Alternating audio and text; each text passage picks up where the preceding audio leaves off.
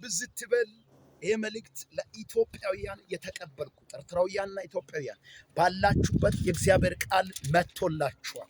ይህን ቃል አሁን እግዚአብሔር የሰጠኝ ቃል በናዝሬቱ በኢየሱስ ስም ትንቢት አወራለሁ። በምትጨነቁት ጉዳይ ላይ ቫኒ አሶፓር ካታቻታራ ሮስኤል ተርኬልተር ባሲ ሕዝቅኤል 37 1 ላይ ያለውን ቃል እግዚአብሔር ሰጥቶኛል። ኢትዮጵያ ውስጥ ያላችሁ ደረቀ የኢትዮጵያ ጉዳይ፣ የኢትዮጵያ ጭንቀት፣ ሰላም የለም የምትሉት የምስራች ዛሬ ቃል መጥቷል ለኢትዮጵያውያን።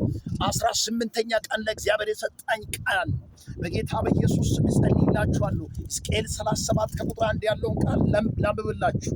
የእግዚአብሔርም እጅ በላይ ነበረች፣ እግዚአብሔርም በመንፈስ አወጣኝ፣ አጥንቶች በሞሉ ሸለቆ መካከል አኖረኝ ይላል።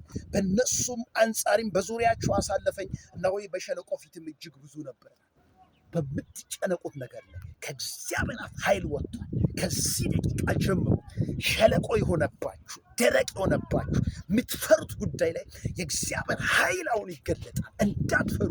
ኢትዮጵያ ላይ ምንም የደረቀ የምትሉት ጉዳይ ይለማል። ከዚህ ደቂቃ ጀምሮ ጭንቀት ከህይወታችሁ ቆመ፣ መከራ ቆመ፣ ሐዘን ቆመ። ማልቀስ አይሆንም። ልክ እንዲህ የደረቀ ጉዳያችሁ እንደዚህ የደረቀ ጉዳይ ስለመለማ ይቻለሁ። በቅርብ ቀን ታዩታላችሁ። በክረምቱ ላይ ታዩታላችሁ።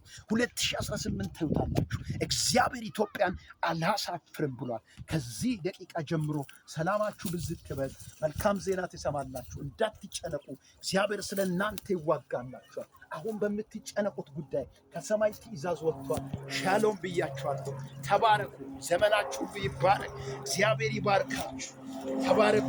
ጌታ ኢየሱስ ይባርካችሁ። አትርቱ። የጌታ ኃይል ወደ እናንተ መጣ። በኢየሱስ ስም አሜን።